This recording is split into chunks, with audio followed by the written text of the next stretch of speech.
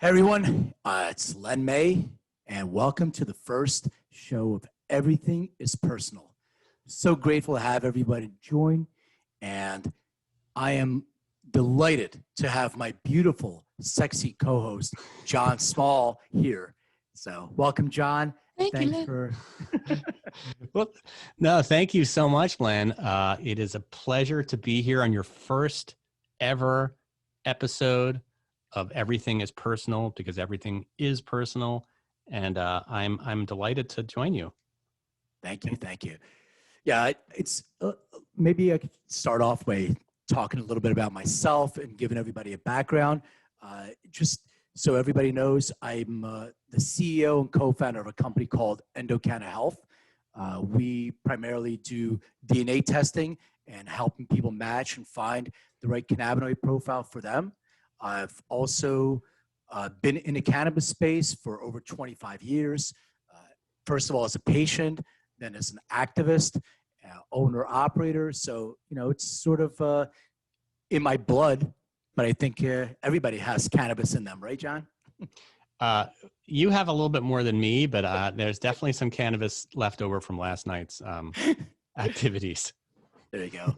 So I want to really talk about, we talk about everything is personal, but I really want to drill down into some experiences that maybe you or other people have had with cannabis, either good or bad. I find it really fascinating. So one of the reasons why I even got into this space is because I used to see two people with the same exact symptomatic condition take cannabis, the same exact cultivar strain, and have a completely different experience.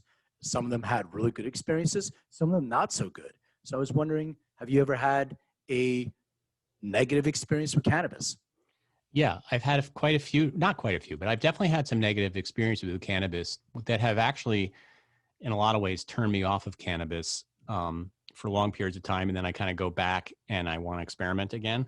But I think my experience is very much reminiscent of a lot of people's experience with cannabis, where it usually takes place with edibles. Edibles, as you know, Len, are extremely unpredictable and often magnify the effects of the feeling of being high of THC, and you can explain why that happens. But let me just tell you what's happened to me.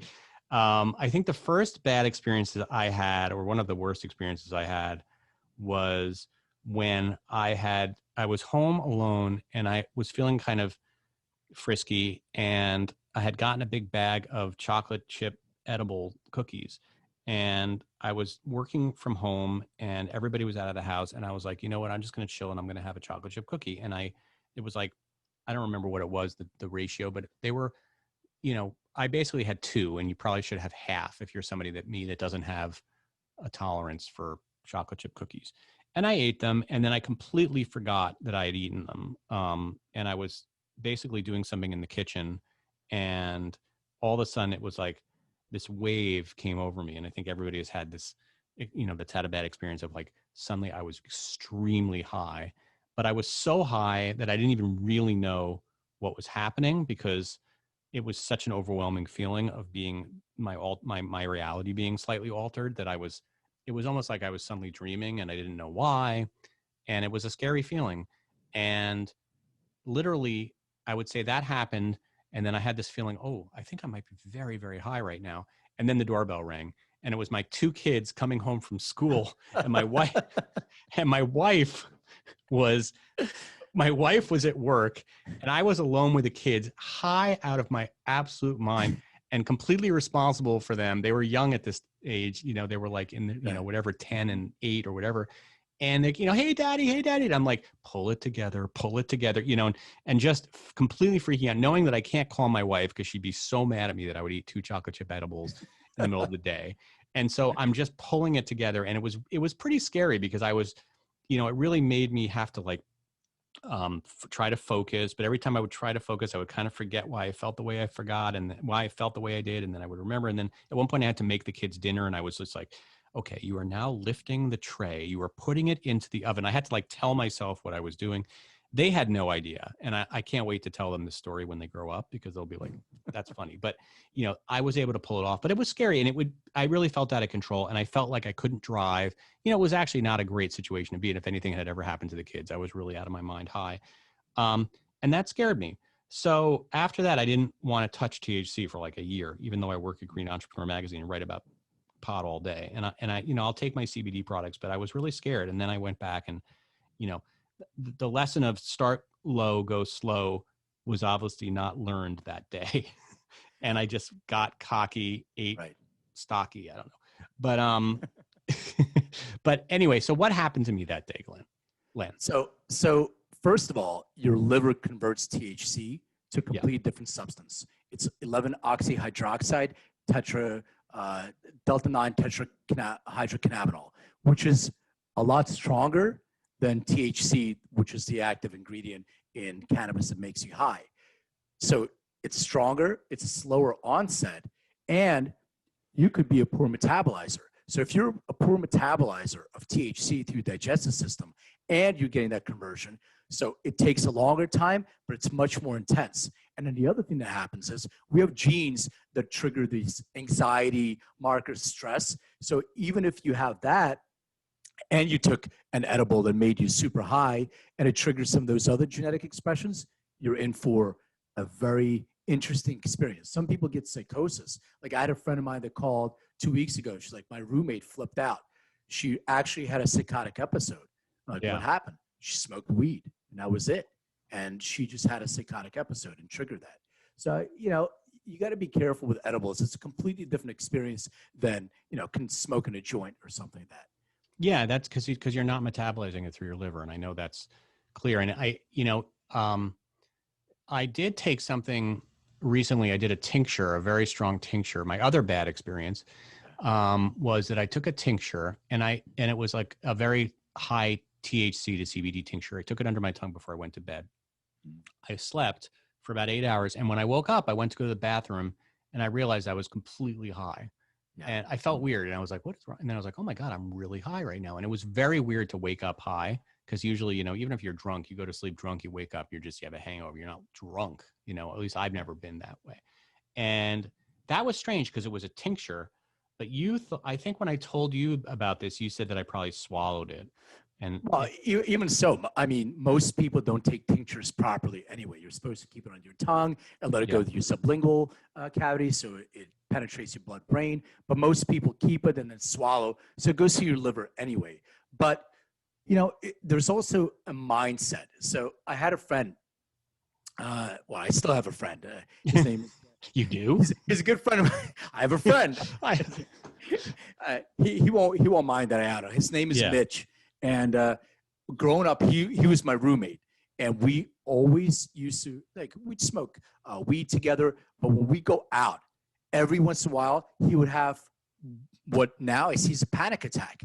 We would be in an environment, if there was some friction or it was loud, there was a lot of people, whatever it was, something would trigger him, and then he would start sweating, and he would have like a panic attack. And that, a lot of it, now that I realize what it is, first of all, you have genetic predispositions. Second of all, that environment can actually trigger that as well. So not only, and the third thing is what you're consuming. So is it a tincture of, you know, just THC? What is a terpene profile? Because some terpene profiles can actually trigger that expression as well. So it gives you, you know, that feeling of stress or anxiety. It provokes it. They wants to give you an up. So it boosts serotonin production. And when you have too much of it, it makes you feel like you're a little bit out of control, instead of taking something that's more sedative that makes you sort of relax, like has myrcene and linalool and terpenes like that. So terpenes are the essential oil that the plant produces. So it's a very complicated thing. You have all these different components, somewhere around 500 in the plant. And then you also have all these genes. You have, you know, hundreds of thousands, millions of different genes that once that's triggered, that's why it's a personalized experience. So you have to be really aware of what is, and by the way, to make it really simple for people, your nose knows. Go back to the basics. So if something smells fruity or has this sort of piney smell, usually it's an uplifting cultivar strain. If Right. something smells skunky or diesely, that's more sedative. So if you're actually smelling it, if you're getting it in flower, you can kind of guide your own experience that way. Right. All right. I'm going to pause the podcast for 1 second. I want to try something with your sound because I'm just worried that it's too like. So first of all, go about like what do you call it? The Texas Longhorns from your mic. That should be about the distance that you are. Yeah. And stay around that. And then also those little buttons on the side, they should be like at a 5 and a 4. Do you see them on the top there? Do they have like numbers? They don't? No. Okay.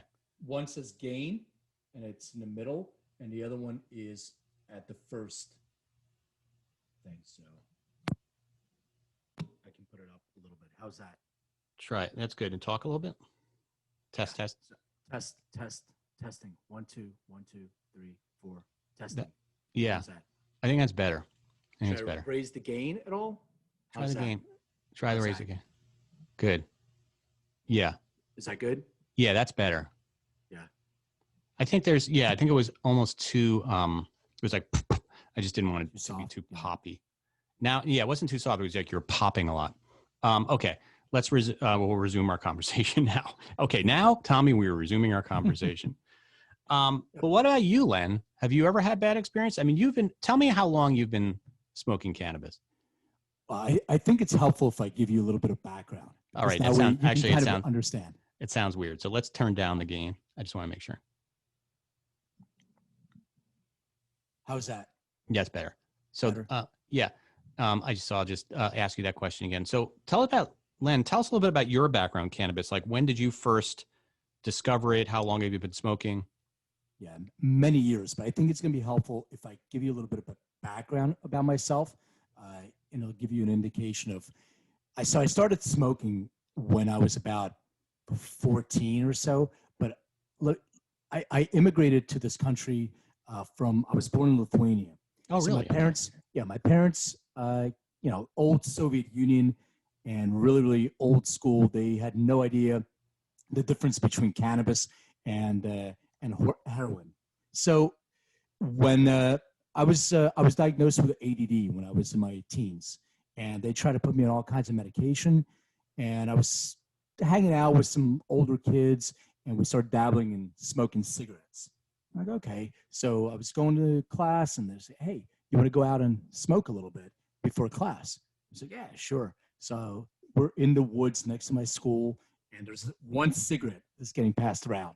So I got one cigarette, and it's getting passed to me. So I got that cigarette. I took a drag of it. I'm like, wait, it doesn't taste like a cigarette that I had before. And they were laughing. I started coughing, and they're laughing at me. But what happened, when I went back to class, my ADD is a bunch of different windows that are open in my head all the time. And this actually made me narrow those windows and bring them in, and I could focus for the first time. And I was like, wow, this is amazing. So I started trying to find, anyway, the cigarette was loaded with weed, whatever weed they had, nickel bags, with stems and seeds, whatever we would buy back in the day. But that became my medicine, my go-to medicine. And, over the years, my parents would catch me all the time. And I would smoke out my window in my room, and I would sneak it with friends. And my parents were just not happy about that. And over the time, getting caught, when I was, my dad had a conversation with me and said, that's it. I don't want you to ever do this. And I said, this is my medicine. I'm going to do it anyway. He said, don't bring it to my house. So, okay, I won't bring it to your house. And I'm skipping ahead a bunch, but this is a really interesting part of the story.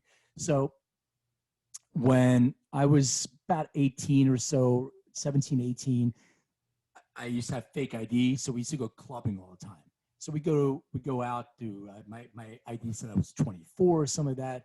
And so I would go out clubbing, and we would come home early in the morning, 3 o'clock or whatever, and we go fishing, my friends. We go fishing, and we fish till 9, 10 o'clock in the morning, come home, and I would sleep half the day. And one morning I wake up, or not morning, afternoon, late afternoon. I wake up and my parents are sitting there on the kitchen table and they have my little pouch. And my pouch in my car, I had some weed, I had bowls, I had all my like weed related stuff. And they have it on their kitchen table. I was like, what's this? You guys went through my car. And my dad's like, well, I told you not to bring this in the house. I said, I didn't bring it in the house. It was in my car. I was like, oh, well, it's on my property. So it was this whole back and forth for many hours, if I can remember. And long story, even longer, my parents are like, well, what if we call the cops?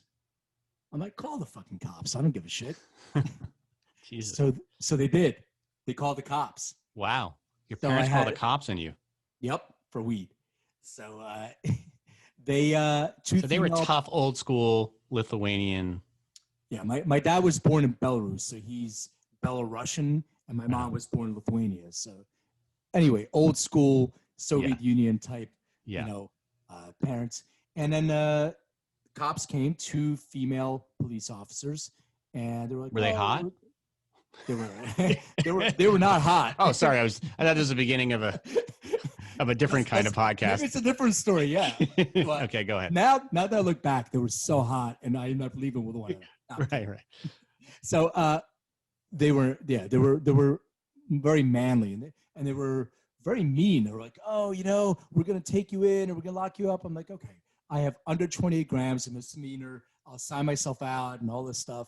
And they were like, yeah, he's a smart ass. If it was my kid, I would just kick him to the curb. And they threw out my weed and my bowls. And my dad said, you have 5 minutes to get your shit. So I was able to go upstairs. I literally had 5 minutes. I threw clothes in his suitcase. And he literally kicked me out the door. Wow. Like physically with his foot. With his foot. Wow. So I had a little bit of money, like $500 to my name, suitcase of clothes, and a car. And I ended up like, $15 a night motel rooms and, couch surf for a little while, hung out with my girlfriend. And that was kind of the start of me getting my shit together. But the irony of this whole thing is my parents both take formulations that I actually create and help for, whatever conditions they have now. So they came full circle to actually supporting what I do. So it took took years and years and years of trying to educate them that this is, a therapeutic wellness product. It's a plant. And so that's kind of my background story. So going back to your question, did I ever have a bad experience? I had an experience once that was very, very intense. I was at a dab bar, my first time at a dab bar. Dabs are concentrates that people take. It looks like you're actually doing drugs. If anybody has seen it, it's like this glass bong looking thing.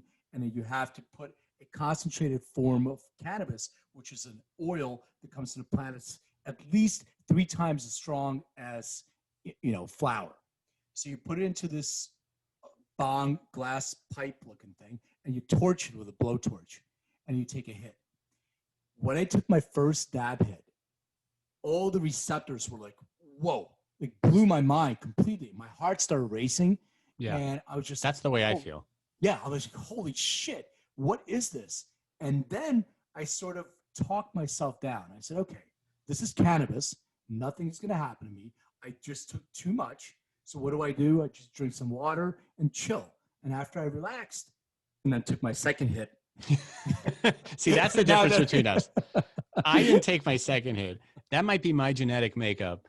Like I had to spend, when other times that I've gotten too high, just talking myself into that I'm going to be okay. This is fine. This feeling is going to go away eventually. It's not going to last forever. You're not going to feel like this forever.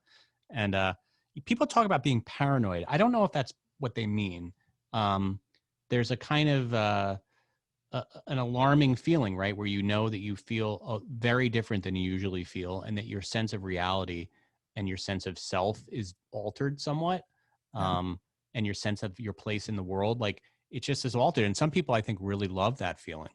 Yeah. I think I was listening to some people talk about this before, and some people like to be scared. to be Yeah. out of control.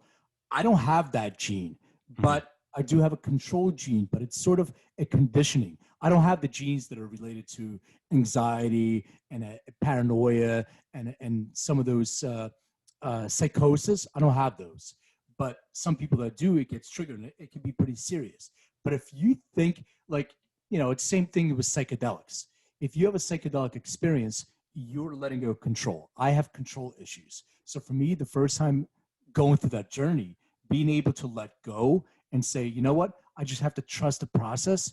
That's sort of, it's sort of a thing that you do in life altogether. It's either you control the process or you sort of give into the process and let the journey take its course. And if you realize, nothing bad is going to happen to you, you kind of close your eyes and dive in, you can have a really good experience. But if you try to fight that experience, it sort of goes this sort of hamster wheel.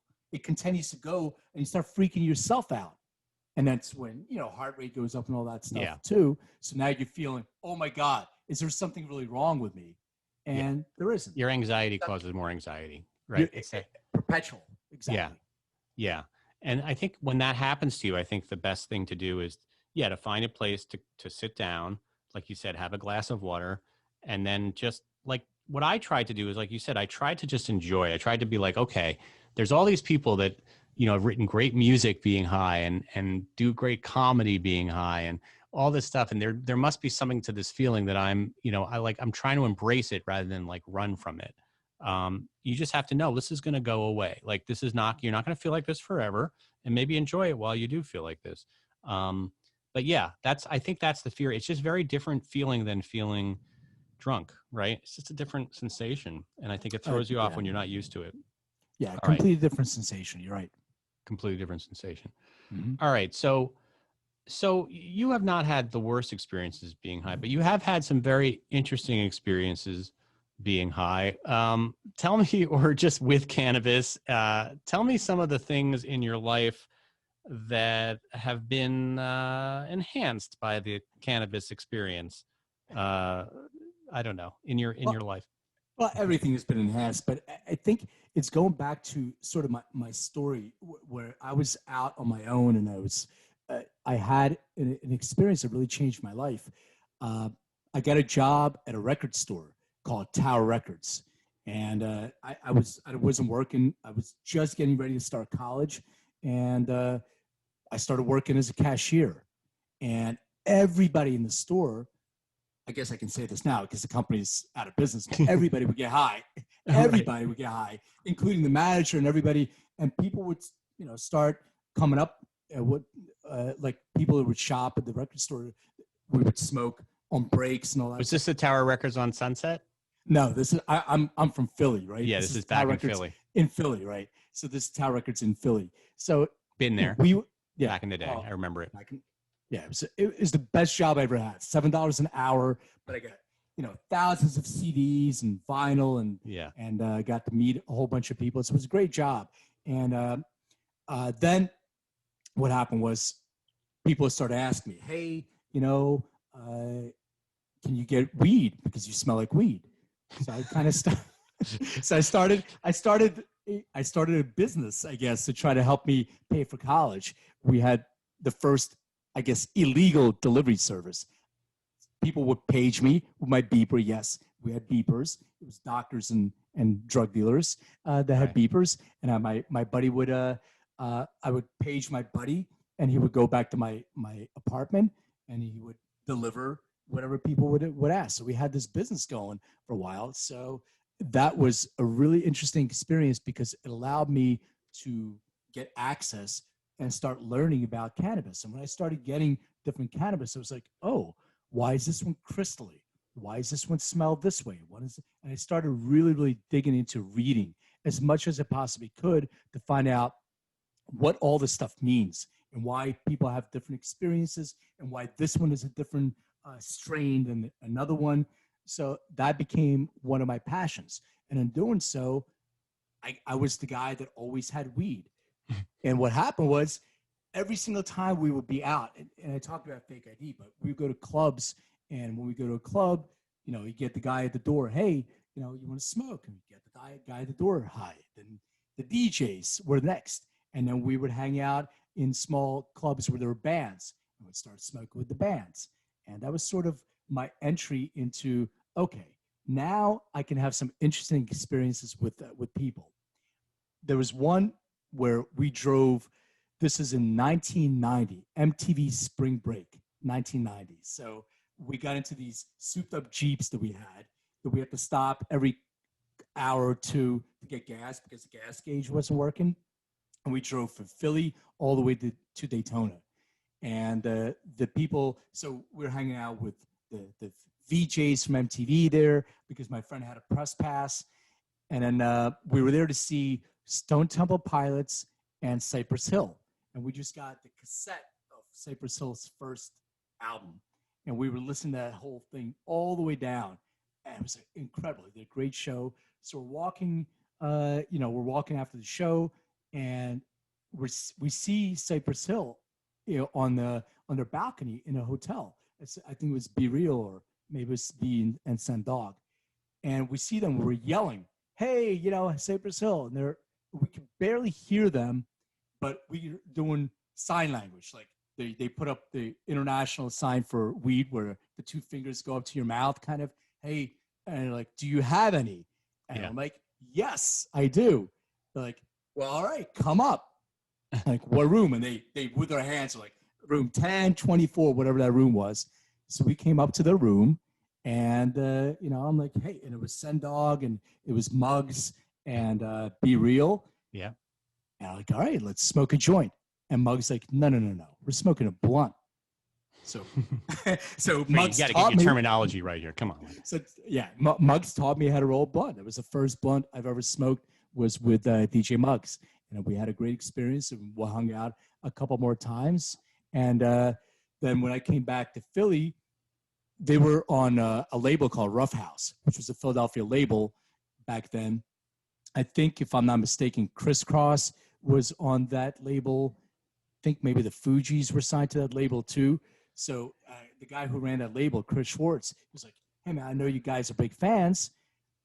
There's a show, blah, blah, blah. So anyway, we were able to attend the show for like 50 people. We got to hang out with them again, which was, I'm not sure Be Real remembers that, but that was one of the highlights.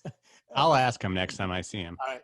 Roughhouse had the Fugees, Cypress Hill, Crisscross, Wyclef, Lauryn Hill. That's it. Yep. Beanie Siegel. I remember Beanie Siegel. Wow. Beanie Siegel. That's quite and the Goats. Oh, the Goats. Yeah. The Goats are awesome. If you know who the Goats are, you're a real hip hop head. That is true. So I had an experience with the Goats that they were playing in a place in Philly called Silk City, and Questlove from the Roots, he would play there once in a while, drum, and that DJs there. So one night the Goats were performing there, and they brought up Slick Rick, and Slick Rick, I think, was locked up for a little while. Don't quote me, but we can do our research and fact check on that. Slick Rick definitely had some issues with the law. There's no question about it. So he got on stage and to play with them, and he goes, no. Before I go on, I got to get high. Anybody have a joint? And it just so happens that I was in the front row, and I had a joint, rarely. And so I handed him a joint, so I got a chance to smoke with Slick Rick. That's pretty awesome. La-di-da-di. We like to party. Well, I guess my one experience smoking with a hip hop artist was Snoop Dogg. I was doing a story for Stuff magazine about Snoop Dogg. This is in 2003. And so I went to the Dog Pound. Have you been to the Dog Pound, Len? Have you had the pleasure of going to the Dog Pound where Snoop lives? And did you go there? Yeah, I had the pleasure of having a dispensary, or a bunch of them, called Kush Kingdom, and we're the exclusive home of Corrupt's Kush. Oh, so wow. I got to hang out with the Dog Pound. Oh, that's awesome. So the Dog Pound was really basically like a house in very eastern LA. I think it was in Pomona. And it was there was a lot of dogs around. I do remember that, both canines and actually human beings. And Snoop pulled up in a purple Porsche. I remember he was wearing his Laker jersey. He had just been at football practice with his kid. And yeah, there was a guy whose one job it was to roll Snoop's joints, and he was rolling joints for Snoop all day. And, you know, he asked me if I was interviewing him for this story, and he was sort of sitting Was it around. joints or blunts? They were blunts. I'm sorry. I can't believe what am I Terminology, John. Come on. I gotta pull it together here. So he rolled me a blunt. And I said, what is this? And I'm smoking. He said, oh, that's Gangsta Gumbo. And so I will never forget Gangsta Gumbo. And at the time, the Don Magic Juan was like his best friend. Yep. And Don Magic Juan was kind of like this pimp who drives around in a green Cadillac and wears green suits and has a grill, and he's a total character. But the big expression at the time was chutch. So everything they would say chutch. So you'd say like, oh, let me get some of that blunt, chutch. So we just kept saying chutch, which was actually short for church. And the other thing that he kept saying, he kept calling me nephew, which I loved. He kept calling me his nephew. You want some, nephew, instead of cousin? I loved it. I was his nephew. Yeah. But I smoked this Gangsta Gumbo, and that was, luckily I only had one puff. I was able to recover, but I do remember feeling pretty good. It wasn't a scary kind of high, and maybe because everybody else in the place was high. But it was memorable, and he gave me a great interview. At one point I asked him if he was a dog or a cat person. I was so high that I asked him if he was a dog or a cat person. When you ask Snoop Dogg if he's a dog. It would have been funny if he would have said cat. Yeah. He said no. He said, you're a fool for that. I just remember that was his answer. He said, you're a fool for that. But anyway, he was the greatest. And, afterwards, it was so fun because the whole interview was really funny, and he was being such a good sport. And then afterwards, as we were leaving, he said, you're going to take care of me, right? And he gave me a wink. Like, he's like, this is all fun and games, but you're going to take care of me. You're not going to make me look like an idiot. And I said, no, I'll take care of you, Snoop. But it was a great, great experience. And I'll never forget as long as I live. And I still have a picture behind me by my turntables of me and Snoop and Don Magic Juan. But if you ever have an opportunity to smoke with a rapper, I recommend it. Yeah, absolutely. But Snoop is hardcore, man. Like it's one after the other. He had a guy named OG Daddy V who would roll and just make jokes the whole time. He was super funny, and he would roll him like a pack full of blunts, and he would smoke one after the other. As soon as one is done, he lights up another. So if you're gonna smoke with a rapper, just get ready, because you may be in for a pack of blunts by the time you're done. For sure. All right. What else should we talk about, Len? I have to do this call in 4 minutes. I can come back and talk to you in 5. I just don't want to. I don't want to mess up this guy. No, it's fine, because I have. You have a call too. Yeah, I have a call too. So why don't you wrap us up? So that was fun. Come back. We'll be back next week. If you want to give any shout out to your company, I don't know if you want to give any kind of you don't want to do that. Nah. All right. Nah. All right. So John Small, thank you for joining me. Dak, just do an outro. Hit it. John Small, thank you so much for joining me. I had so much fun. I mean, this is kind of what we do when we get together anyway and talk. It's so much fun to be together and shoot the shit, man. There's nothing serious. I appreciate everybody joining us. Tune in next week. We'll talk about cannabis. We'll talk about music. And we'll talk about business and whatever else we talk about. Whatever else. Yep. All right, y'all. We'll see you next week. See you next week. Peace. Peace. All right. That was great. I will send that over to Tommy. I still feel like I really do need to go over to your house and work on why you can't hear yourself, because it's frustrating, because I think if you could hear yourself, you would know not to go. You can just hear. I can hear myself. I know how it sounds. I hear you great. Right. You're coming so clear. I know. I want you to have the same experience. So I'm going to come over. Maybe we'll make a time for me to come over next week. Cool. Let's do it. All right. In the meantime and in between time, I'm out. All right, man. All right, brother. I'll see you later. All right, brother. Thanks. Peace.